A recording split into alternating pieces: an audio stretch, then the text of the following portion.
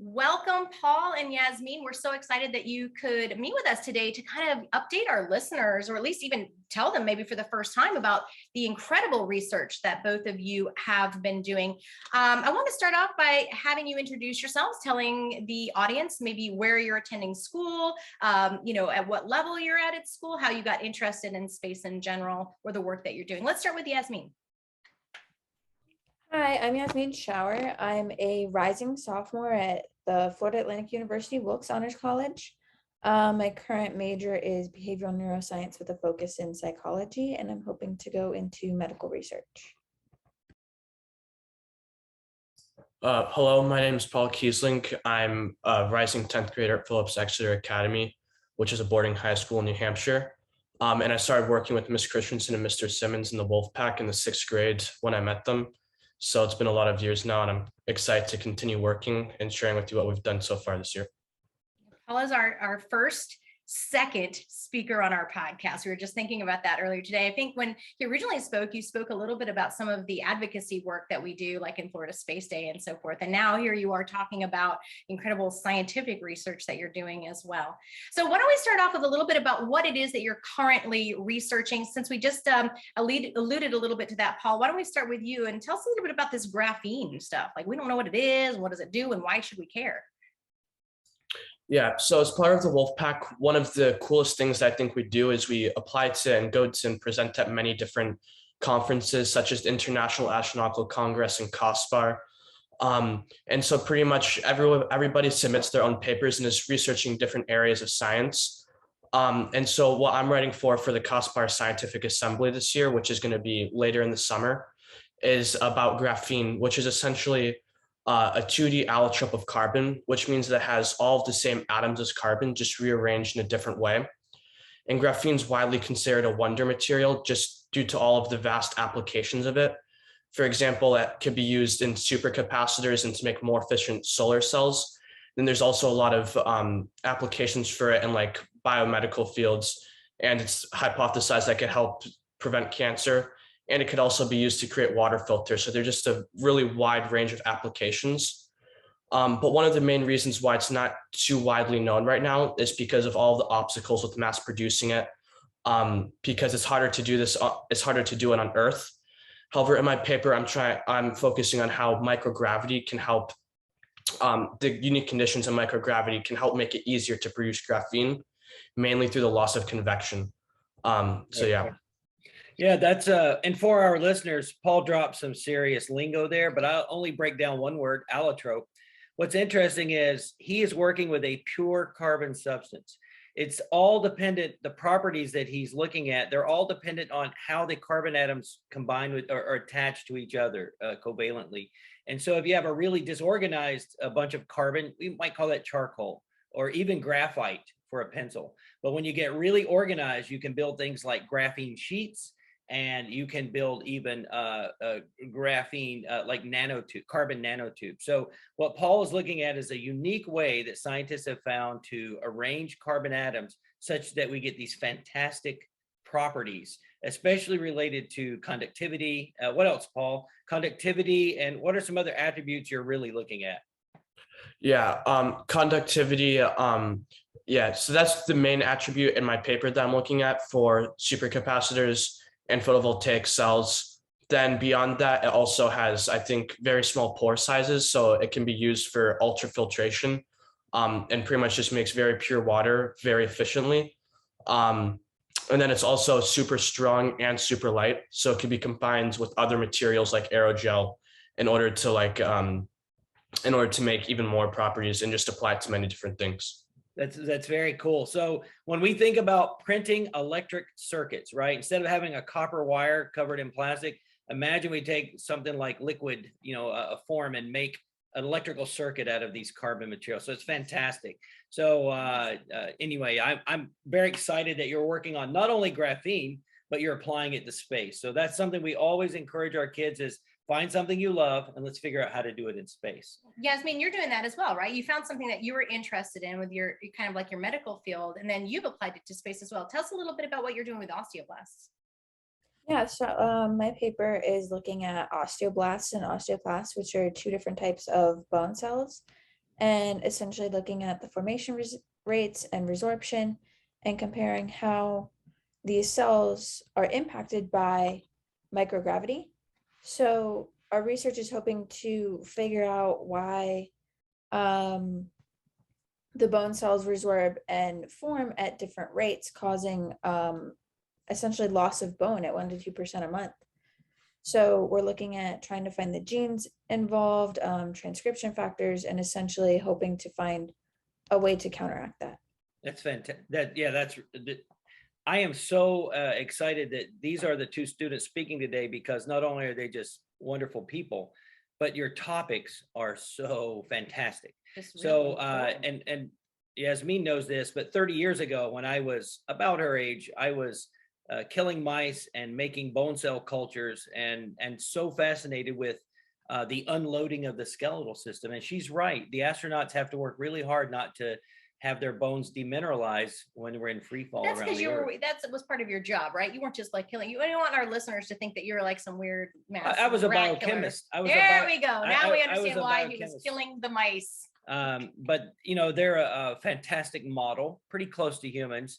And of course, now she is working on an area that we're hoping to do research in space.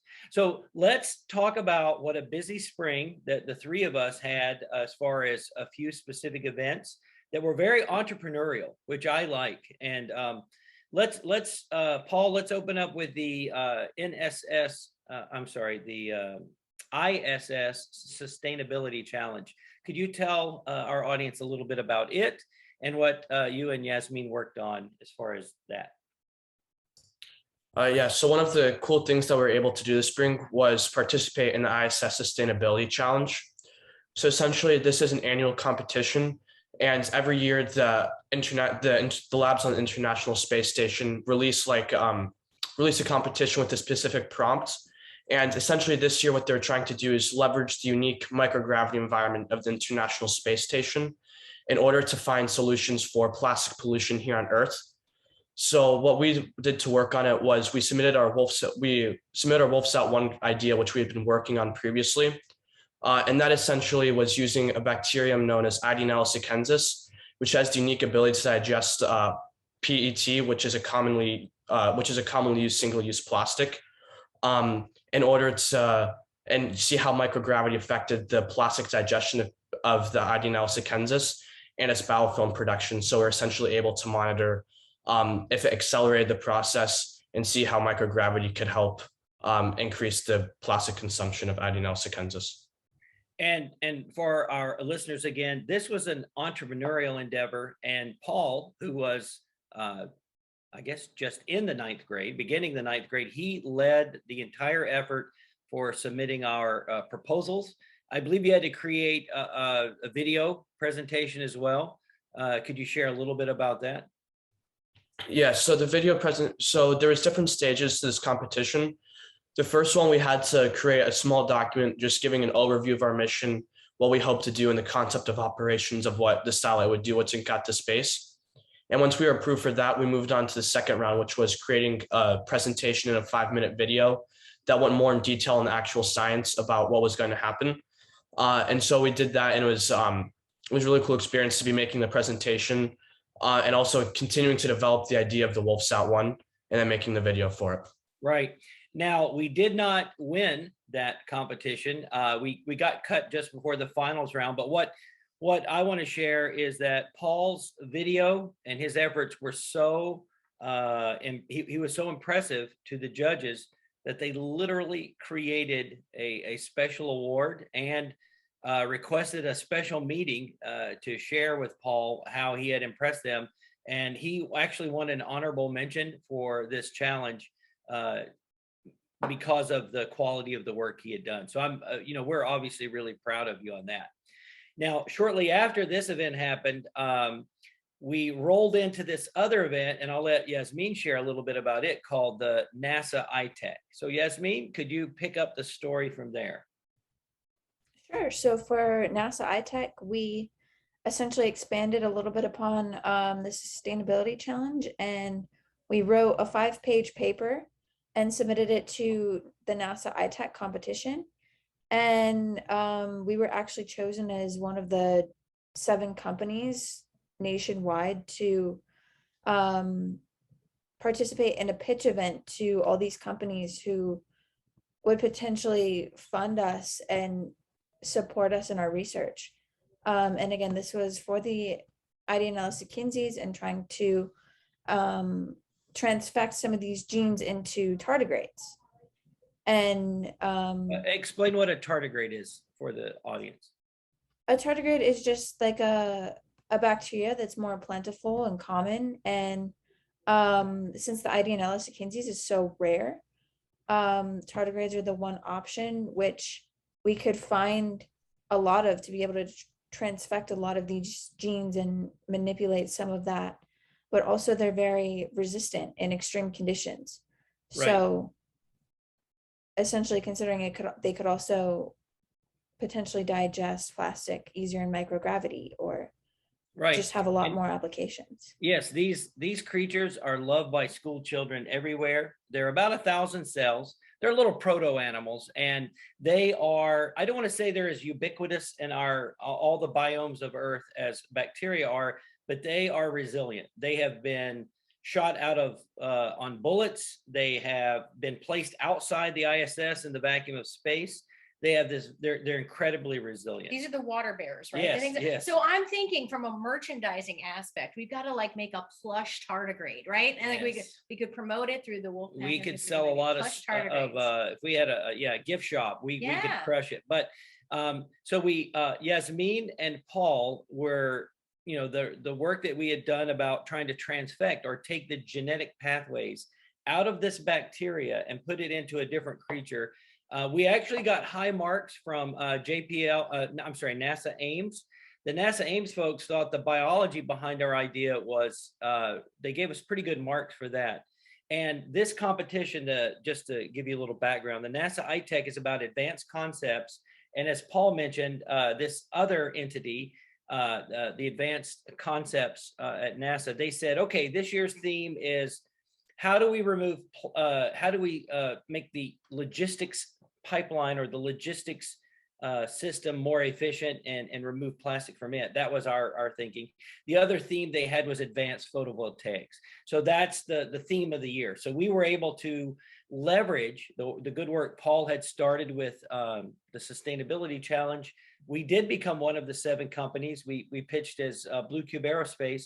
And for our listeners, we actually have, there's one investor in particular that was impressed enough that he is trying to find us a waste facilities plant such that we can eventually put in a pilot bioreactor to put some of our modified creatures in. So this is we're not claiming this is the magic bullet for plastic pollution, but we recognize what a big problem it is. So I think for our listeners, and certainly I know this from working with the students and with you, but I see it more and more, especially when I hear the students talking. And that is, it sounds like you're able to take what a student starts with as an idea that they're interested in, and then they can capitalize upon that in a myriad ways, whether it's entering at different contests, and then they can morph and work together with other students who've done research to do even bigger things. Is that what happened in this instance?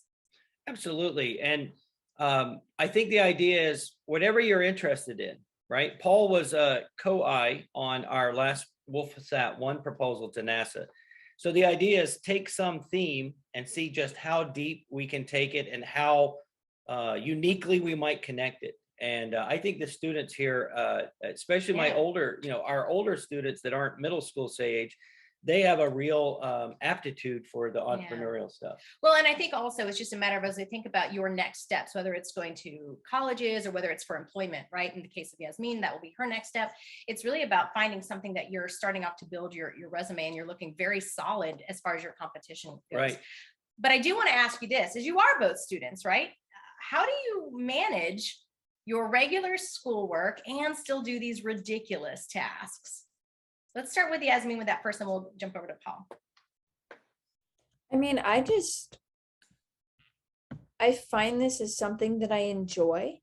So even though it's a lot more academic than, say, something like a sport, it's my way of also like turning my focus away from like studying in college and the college classes, and then kind of focusing on something that I enjoy researching. It's not really work if you enjoy it, is it? Or it's Yeah. easier to do it for longer periods of time. Yeah, that makes good sense For because sure. you're diverting, but it's all still at the same time building that information that you care about as well. So that's And you also have a part-time job with an endocrinologist, right? I do. So that takes some of your time as well. So that time management. Okay, Paul, how about you? For me, I just sort of approach it as another extracurricular almost. And like as Jasmine said, I enjoy working on this type of stuff. Like in college, I want to go into astrophysics and then have a job in the aerospace sector beyond. So this is all very valuable experiences for me. And I just enjoy researching this. And then if you approach it just as an other extracurricular, it just makes it seem much more manageable. And then also some of these competitions were nicely placed in the fact that like for the ISS competition, I was able to work on it over winter break, just because that's when some of the applications were coming, where the deadlines were due. So I was able to get a bulk of the work done then, and then it made it more manageable when I had schoolwork. And so just things like that and planning ahead also really help, I think, with the time management. Right. That's good. Well, and let's talk about another cool thing that happened. Paul, tell the audience about what is the Edison Award and your involvement with our recent experiences with the Edison.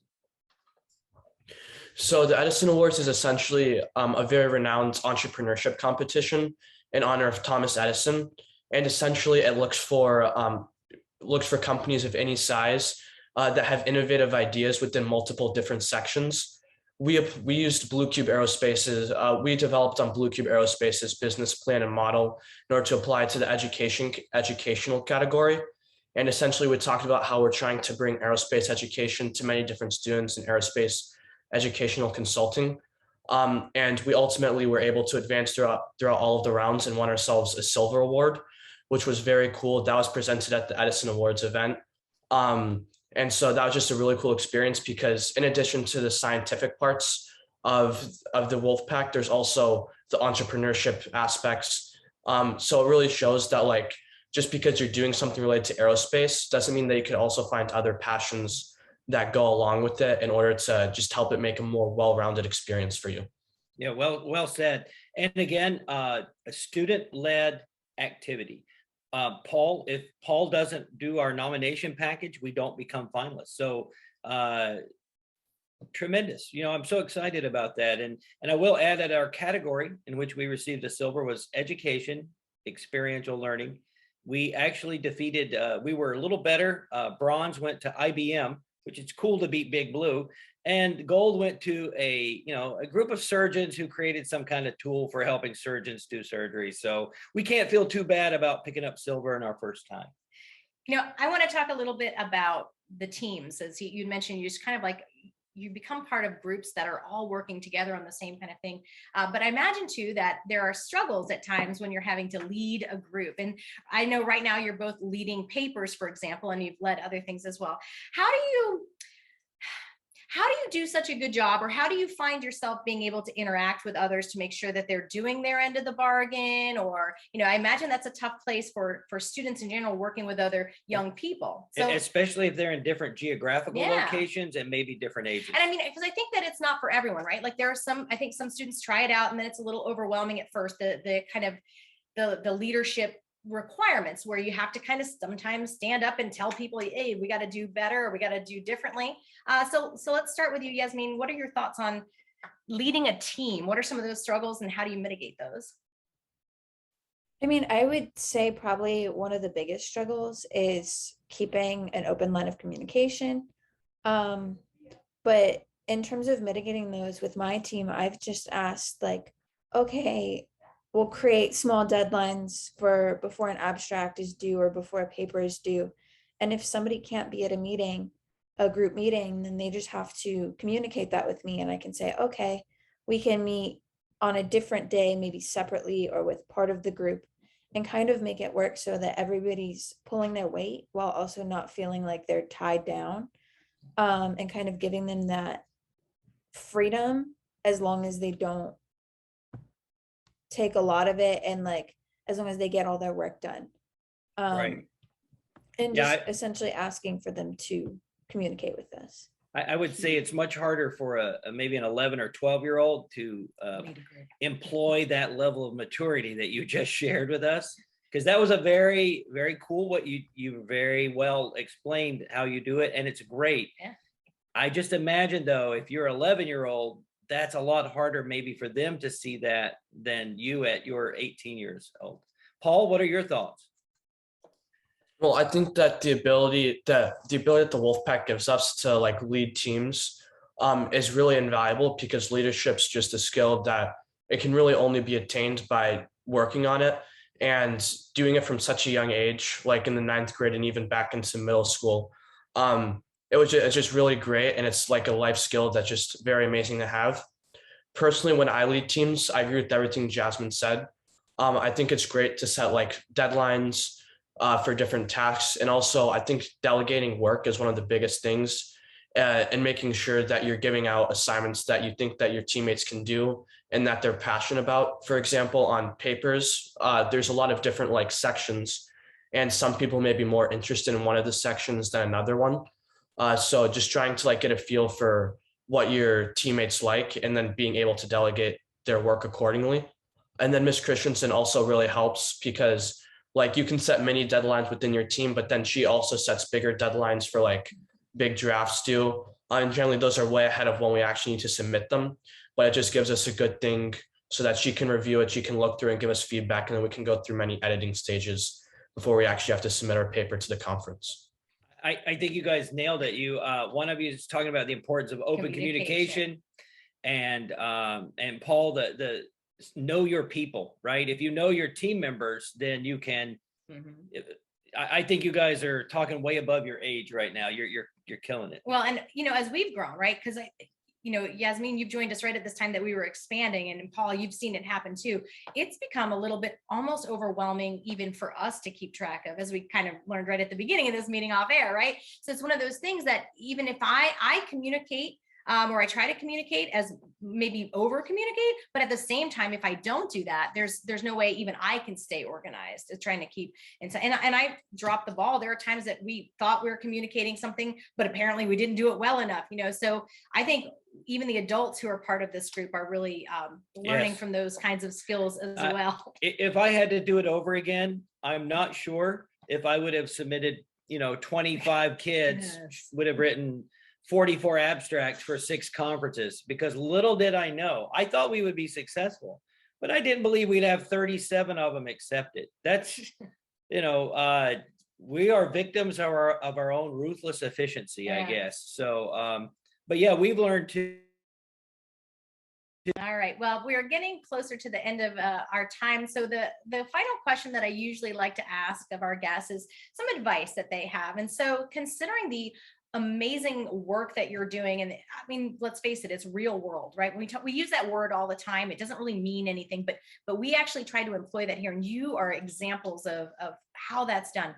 What advice would you have for some of maybe our younger listeners, or even for parents who sometimes are maybe a little bit reluctant to let their students fail and to work at higher level things? So let's start with Paul this time, and we'll finish out with Yasmin.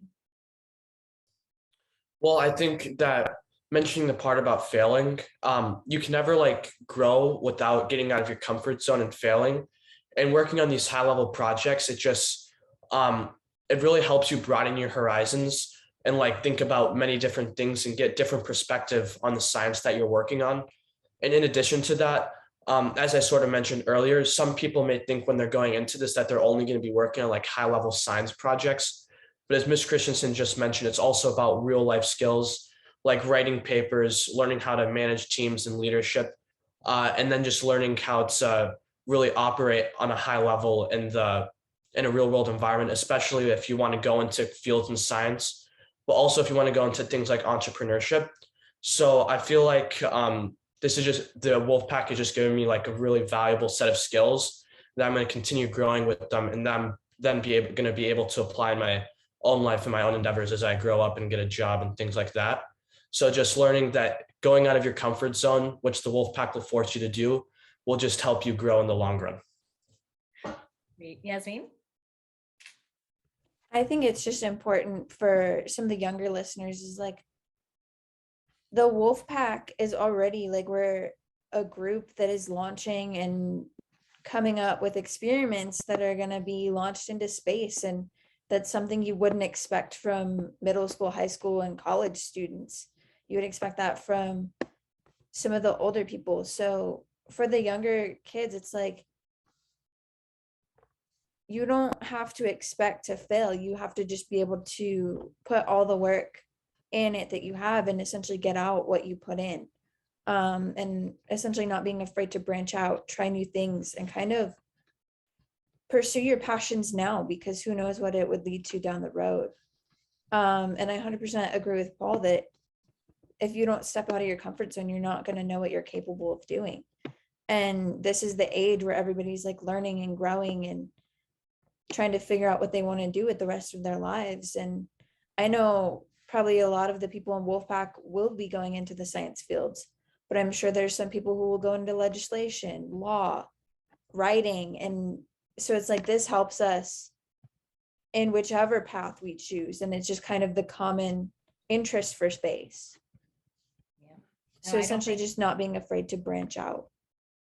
I think those are great final words. And I just want to add to that, that you're both willing to do the work. And that's really the other factor, right? You can take advantage of the opportunities. That's one thing I think that we've been able to provide, is find that passion, whatever it is, and be able to work it into an industry, right? Even I didn't recognize that until I went on that first MIT trip with Paul when he was in sixth grade.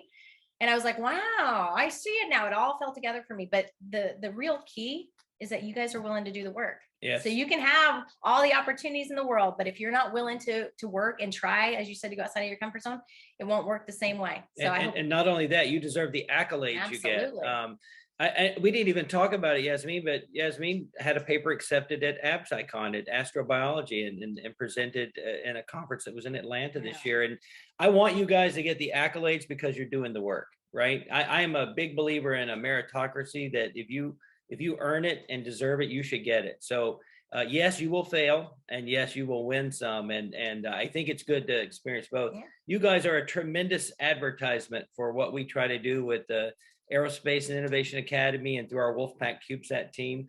And this year, you guys are even part of the Blue Cube Aerospace, an LLC, as we try to do even more with students. So thank you for taking some time to be with us today. Really appreciate it. Well, I'm sure be hearing more of you. You guys know we think the world of you. So and we'll need to bring you back in a year or so, maybe down the road, especially as you keep piling on these accomplishments and keep pointing a light, for these kids that come behind you. We'll see them in Athens next month as well. Yes. They present their research there. So, and again, later for some in Paris. So, all right. Well, thanks for being with us, guys.